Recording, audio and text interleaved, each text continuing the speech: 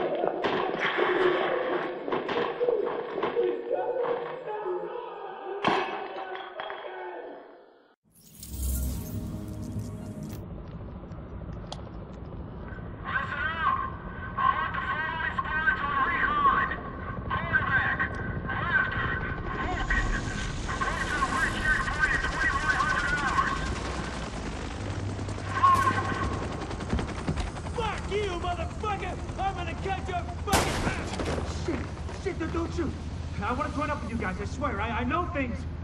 Take him to the captain. See if he sticks. Roger that. On your feet, you. You will regret this. I swear. You there! Hey! Give me that! Soldiers of the Last Man Battalion, this is your commanding officer, Lieutenant Colonel Charles Bliss. There were those among us who were angry when the decision was made to leave us behind. Leave us to die, as some people said. But I looked around at this city, and I saw opportunity. I saw what it had been. And I saw what it could be once again if someone had the guts to fight for it. If there were men willing to go out in the streets and take them back from the degenerates and lowlifes who ruled them now. To do what the cowardly government and its fearful, weak soldiers were too afraid to do. And to cut down all the liars and murderers and thieves who stand in the way of peace. We will not look back. We will not compromise. We will do whatever it takes to ensure a better tomorrow for all those who stand with us. And those who stand against us, may God have mercy on their souls. Bliss out. Tell me we got that. Because God damn it, I'm not doing it a second time. One cut. One cut's gonna make you bleed. But one cut don't kill you. One cut just makes a scar. We're gonna fucking fight him! A deeper cut. We're gonna fucking fight him! We're gonna get him! We're gonna... Makes you cry. But you can turn that cry into a roar, or you can turn it into a whimper. That's your choice. I can't So take you it. can choose to be a victim, no matter where you at. I can't take Top of the it. penthouse, in a prison cell, or even free. Roaming your own streets again. Complain about the cold, the rats. Complain about who's in charge. Some people want to stay the victim. They want to cry. I'll give you what you want. You want to be the victim? Well, I'll make you one. I'll make you one. Me? I'ma take what's mine. They say this disease is a tragedy. They say it's the end of the world. Oh, yeah! This disease is our teacher. Teaching the uniforms that they done. Teaching us to rise up. They taken from us long enough. Now we take from them. Their houses, their cars, their families, their lives. This is our time. And now is our time. It's our time.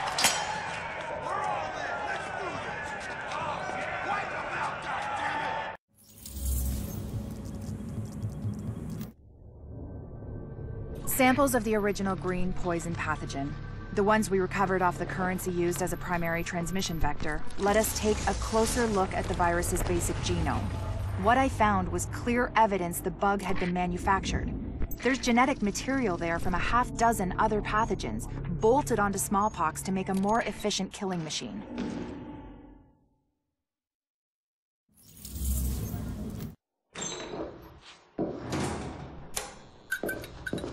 One of the things that makes a virus lethal is adaptation. Rapid mutation makes it harder for antibodies to identify and drugs to kill.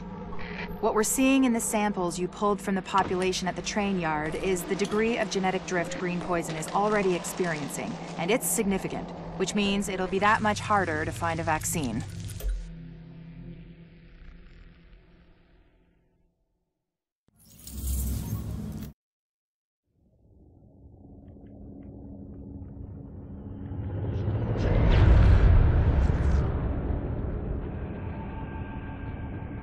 What you're looking at is the smallpox virus.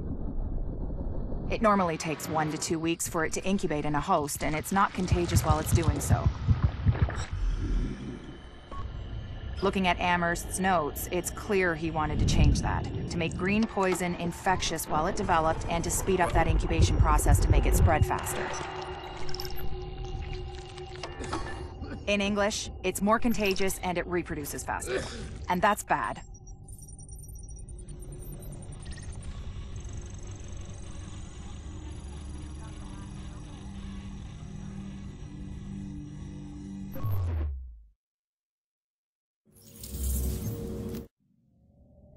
We've got confirmation that green poison wasn't bred.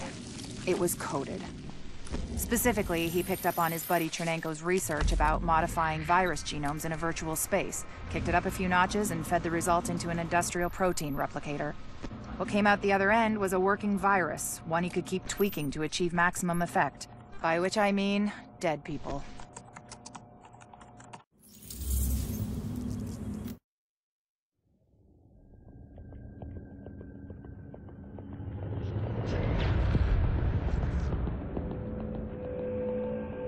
What you're looking at is the smallpox virus, one of the deadliest pathogens on the planet. For centuries, it did a wonderful job of helping keep the human population in check. But times change, and sometimes Mother Nature needs a hand in improving her creations. Like, say, speeding them up a little bit, making them contagious when they should be quietly incubating in a host, or making them more lethal.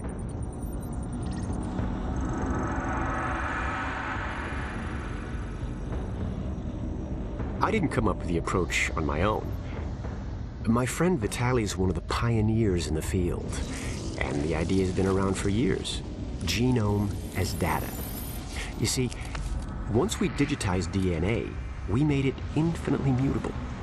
We could do 1,000 virtual variations in the time it used to take to grow a 1 lab-grade generation of pathogens. And we could pick the best, most lethal combinations and make them real. That's how you make a killer virus, you see. Mix in genetic code from other diseases, and you move the sliders all the way up on lethality and virulence. The goal was a 90% mortality rate. I'm not sure my green poison is going to quite hit that, but honestly, that's just details. As long as most of humanity goes, the Earth stands a fighting chance. Technically, technology is what's killing the planet. But that's not really the case. It's the greed that drives the technology. But a funny thing happened on the way to $100 genome maps and 3D printed plastic toys. Someone figured out those technologies could be repurposed, modified for the greater good. Me. Now, my virus is going to do what nature's always done. Decide who lives and who dies. And if nature decides I die, then I die. If nothing else, I'll have a lot of company. Natural selection at its finest. Helped along by a little unnatural genetic manipulation. It's all data, really. Life's just a method of processing it. The same way I processed the smallpox genome on my laptop. And who's to say that wasn't the plan all along? If, by some miracle, you survive green poison, then nature's decided you deserve to live. The rest of us shouldn't and won't. Godspeed. I'll see you in hell.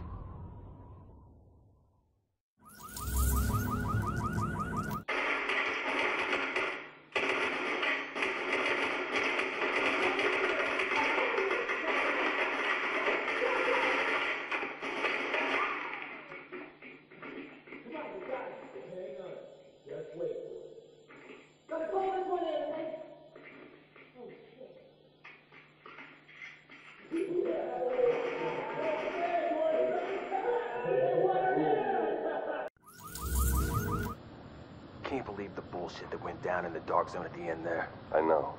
We had it. Everything I told them was dead on. They made us pull out anyway. And we left our dead behind. Yeah, we're not supposed to do that. Hang on a second.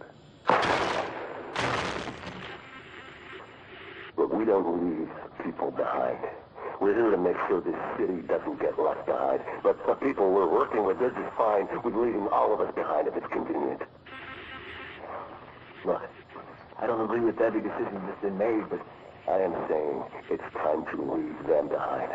Their model doesn't work anymore. If we're smart, we cut it loose before it tracks us down, before it kills us. You're talking treason. I'm talking common sense. Look around. There's nothing left to save. The JTF is trying to save a Manhattan that doesn't exist anymore. It is all about power now. Power and survival. They are done, but I am not. And you won't be either. Not if you work with me.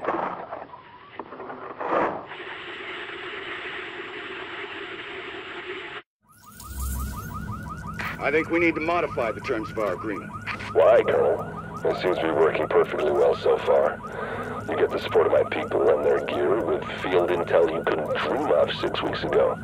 I get a base of operations, a place on what's going to be the winning side, and the occasional use of your manpower as needed. Not to mention the occasional surface-to-air missile. Or have you forgotten about that chopper in Brooklyn? Look, my people did the dirty work on that op, Bliss, and eliminating Division Senior Command was as much a benefit to you as to me. The last thing either of us wanted was a senior division agent directing a second wave. Hang on, I'm getting feedback on the link. We've been compromised? Looks like it. Cutting the link now. No, don't you. I don't get it. You think there's maybe enough virus going around right now? It's all about the leverage. If I've got my hands on the dollar flu starter kit, this green poison that someone cooked up, then certain people are going to be a lot more reluctant to take a run at me. A gun's a lot better for self-defense than a weaponized virus. Stop thinking small. Start thinking possibilities. There's no medical infrastructure anymore. It's the Wild West out there, but less civilized. Being able to turn certain death loose at any time I want puts me in a powerful position. And controlling the core ingredients for a vaccine, that's useful too. So you might kill even more people. Who's gonna notice? It's not the killing, it's the threat of being able to kill them. And giving them the hope they might be saved. The way things are breaking down out there, all these different groups carving their own territories out of what used to be civilization, it only makes sense to have an ace in the hole.